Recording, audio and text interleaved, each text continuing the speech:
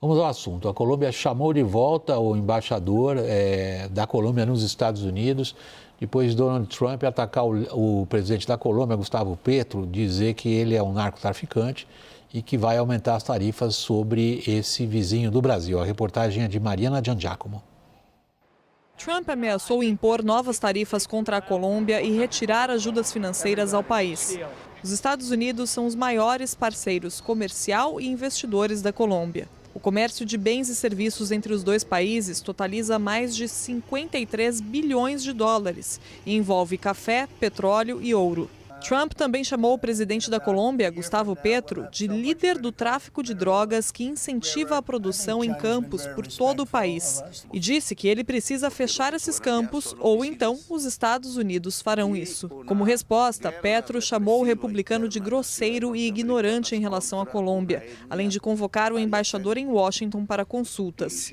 Segundo o Ministério das Relações Exteriores colombiano, o diplomata já está em Bogotá, onde discute possíveis abordagens com Petro. Sem citar diretamente o caso, o presidente Lula defendeu a independência da América Latina enquanto articula o encontro com Trump. Somos um continente livre de armas, de destruição em massa, sem conflitos étnicos ou religiosos.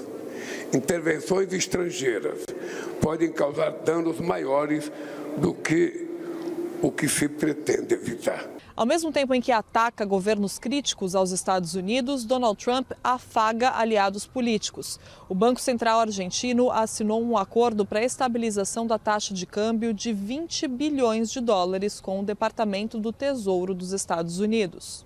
O acordo chega 6 dias antes de uma eleição legislativa na Argentina crucial para o governo Javier Milei, em que metade da Câmara dos Deputados e 1/3 do Senado serão renovados. Trump diz que sem o auxílio americano, a Argentina teria dificuldades para sobreviver. Nothing's benefiting Argentina. They're fighting for their life. You understand what that means? They have no money, they have no anything. They're fighting so hard to survive. If I can help them survive in a free world, I happen to like the president of Argentina. I think he's trying to do the best he can, but don't make it sound like they're doing great. They are dying. O republicano busca travar a influência chinesa na região, que cresceu com maior compra de soja e outros investimentos. Washington ameaçou uma nova tarifa de 155% contra produtos da China, mesmo depois de Trump dizer que uma alíquota acima de 100% era insustentável. Trump declarou que pretende viajar à China no início de 2026 a convite de Pequim. Nas próximas semanas, a expectativa é que representantes dos dois países também se encontrem na Coreia do Sul para uma nova negociação. I want to be good to China. I love my relationship with President Xi. We have a great relationship. I've been invited to go to China, and I'll be doing that sometime fairly early next year. A gente não pode negar, Tiago, o Trump adora proporcionar a nós good television, whatever that means. Mas no caso realmente, ele descrever como os argentinos estão morrendo. Vocês sabem o que é isso? Eles estão morrendo. Agora, no caso da Colômbia, Tiago, há uma questão aí que não sei se alguém chamou a atenção do Trump para isso. Como ele embarcou no que ele declarou que é uma guerra ao narcotráfico, a gente tem, evidentemente, na nossa cabeça agora tudo está acontecendo no Mar do Caribe. Agora, a inteligência que a Colômbia proporciona às autoridades americanas é fundamental nessa empreitada americana de combater o tráfico de drogas exatamente ali naquele mar todo. E o Trump vai romper com a Colômbia. Pois é, o serviço de inteligência da Colômbia ele é um dos serviços mais desenvolvidos e avançados de toda a América Latina. Isso vem é uma herança de todos os anos de colaboração com os Estados Unidos entre várias esferas de organismos e órgãos do governo colombiano e do governo americano. Ou seja, é um ativo muito precioso que os Estados Unidos levou muito tempo para formar. E esse ativo muito precioso, independente do presidente ser de esquerda ou de direita, ele segue funcionando porque ele tem relativa independência e ele segue beneficiando muito os Estados Unidos.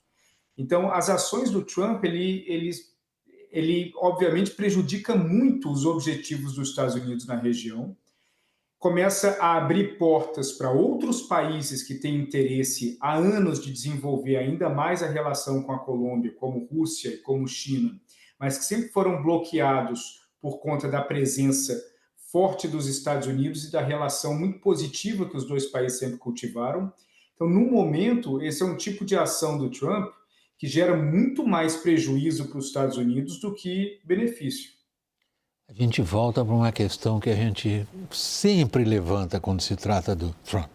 Qual é a grande estratégia quando se trata da América do Sul? Existe? Projetar poder, né? Assim, compensar o desengajamento dele em regiões mais distantes do mundo, demonstrar que os Estados Unidos ainda são uma potência militar, apesar de todo esse desengajamento, inclusive de todo o desengajamento em relação aos compromissos, né, com os aliados na Europa e na Ásia-Pacífico. E é o que a gente vem falando de doutrina Monroe, né? A América, não para os americanos no sentido do Monroe, né, da descolonização, mas os americanos dos Estados Unidos, né? Essa é a visão do Trump e ao estender a sua frente de hostilidade, suas linhas de ataque que estavam concentradas na Venezuela e, num certo sentido, no Brasil também, né? De forma política, não militar e comercial, não militar, estender para a Colômbia, ele confirma essa hipótese que a gente elaborou no início do ano de que ele faria isso com a América Latina. Até onde a gente sabe, não tem mais ajuda financeira para cortar da Colômbia, porque quando ele desfez a USAID lá, tem várias formas de dizer esse nome. Na minha época de estudante, a gente falava USAID. USAID. A Agência Internacional de Cooperação Internacional, ele então suspendeu os repasses de 440 milhões de dólares por ano para a Colômbia, que eram destinados a programas de substituição de cultivos ilícitos. Ou seja, era um dinheiro usado no combate ao narcotráfico. E aí, agora, eu posso ouvir o Trump respondendo o seguinte: vem cá, toda essa cooperação de inteligência não adiantou nada, porque a Colômbia continua sendo o maior produtor mundial de cocaína. Então, olhando assim, em termos técnicos, assim, de fato, agora sim ele olhou para o alvo certo. Se ele quer combater um país que é um grande produtor de drogas, a Venezuela não é esse país. A Venezuela não produz drogas, por lá passa 5% da cocaína da Colômbia. A Colômbia, sim, é um hub de produção de drogas, né? Então, sem falar do estilo Trump, dos métodos Trump, pelo menos agora he's talking business, né? Agora ele está falando de uma coisa que é um problema real, embora não seja o fentanil, que é aquilo que causou a declaração da epidemia no governo dele, no primeiro mandato dele. Tem uma reportagem na The Economist dessa semana falando de como o consumo de cocaína aumentou muito, né? No mundo inteiro, e coloca a Colômbia aí no meio dessa Já que você está com a palavra, eu vou questão. sugerir para você a seguinte linha de raciocínio. O Trump tem falado muito da América do Sul: Brasil, Colômbia, Venezuela e Argentina. Aquela frase dele que nos fez todos aqui dar risada, porque eles estão morrendo, vocês não sabem o que é isso. Os 20 bi salvam quem está morrendo? Não 20 bi salvam. que ele está dando de ajuda financeira ao Milei. Não, olha, a Argentina não está morrendo, né? A Argentina está, de novo, vivendo... Ela vive o caos, e o Milei conseguiu dar vários tiros que saíram pela culatra contra ele mesmo, mas, pelo menos, os economistas ainda continuam achando que, se o Milei atravessar a crise política, ele não perde... o que ele conseguiu fazer, por exemplo, com a inflação. Crise política fiscal. Domingo que vem. A crise política de domingo que não termina domingo que vem, né, William? Eu acho que... Bom, mas tem uma eleição ali. Mas tem uma eleição, eu estou dizendo, sim, mas vamos supor que ele consiga aumentar o apoio dele no Congresso Nacional, enfim, quanto isso vai dar de sustentabilidade para ele ou não. É uma incógnita que tem aí. Agora, não são mais só 20 bilhões, são 40 bilhões. Isso está começando a repercutir muito mal nos Estados Unidos. Hoje o pessoal de mercado na Europa me mandou uma frase que foi repetida no Twitter, nas redes sociais, dizendo, olha, a China está comprando ouro e os Estados Unidos estão comprando pesos argentinos. Olha a diferença de ação estratégica que os dois países estão tomando. A China investe pesado na Argentina para exploração de petróleo, agricultura e energia, inclusive. E os Estados Unidos estão fazendo swap de câmbio com os argentinos sem nem saber. Eu duvido que eles tenham feito um mapeamento. Está muito claro, que até pela natureza da operação, estão fazendo intervenção no câmbio e tudo mais, que eles não sabem o que eles estão fazendo. Eles estão fazendo uma ação que vai custar 40 bilhões de dólares ou não, vai depender se o swap cambial vai conseguir ser pago ou não, mas assim, sem entender direito o que eles vão provocar na economia argentina. Vamos lá, o Trump falou a beça hoje. Há dois fatos importantes hoje, Tiago, na relação do Brasil, na relação dos Estados Unidos com a China. Os americanos estão firmando um acordo de terras raras com a Austrália. E ainda usando a Austrália como exemplo, outro fato importante, estão reiterando um acordo de cooperação entre a Austrália, Reino Unido e Estados Unidos para a obtenção por parte da Austrália de submarinos ultra avançados. Os americanos estão encontrando a resposta para a China, porque até aqui a China parece mais forte que os americanos nessa queda de braço. Olha, trazer de volta à tona o avanço do AUKUS, né, que é esse acordo entre Estados Unidos, Austrália e Reino Unido, na verdade eles estão retomando algo que foi paralisado desde janeiro, ou pelo menos estava moribundo desde janeiro. Isso é um ponto muito importante em relação à China, porque os dois lados, tanto Pequim quanto Washington, em vários jogos de simulação de uma eventual guerra, e eu participei já de alguns desses, eles simulam um eventual conflito entre os dois países acontecendo na região do Indo-Pacífico. Ou seja, seria um confronto essencialmente naval entre Estados Unidos e aliados e China e aliados. Por isso que essa parceria entre Austrália, Reino Unido e os Estados Unidos na parte de submarinos é tão importante porque grande parte do objetivo dos aliados em relação à China e seus aliados são as ilhas do Pacífico, onde a China vem investindo muito, Kiribati, Vanuatu, Fiji, etc.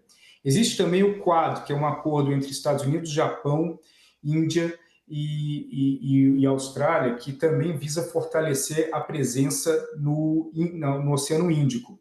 Tudo isso já é algo conhecido da China e coloca uma pressão muito grande na China, porque a China ela entende que ela possui poucas oportunidades de saída do Mar do Sul da China e acaba gerando uma possibilidade grande desses países de bloquearem essas saídas.